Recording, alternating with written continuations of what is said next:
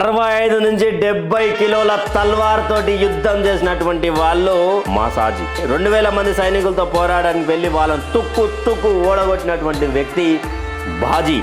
ఢిల్లీ నుండి పూణే వరకు 8 గంటల్లో గుర్రపు స్వారీ మీద 8 గంటల్లో చేరుకునేటువంటి వాళ్ళే సంతాజీ. ఒక చేయి తెగిపడినా కూడా యుద్ధంలో శత్రువులను మట్టి కరిపించిన వాళ్ళే తానాజీ.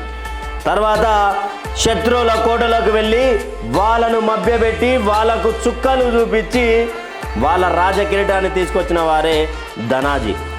గర్జిస్తున్న సింహానికే నోరు మొత్తం ఎక్కడికక్కడ చీల్చేసి చుక్కలు చూపించి మొఘలులను ఊచకోత కోసినటువంటి వాళ్ళే ధర్మవీర్ శంభాజీ అలియాస్ ఛత్రపతి శివాజీ. శంభాజీ వీళ్ళందరినీ నడిపించినటువంటి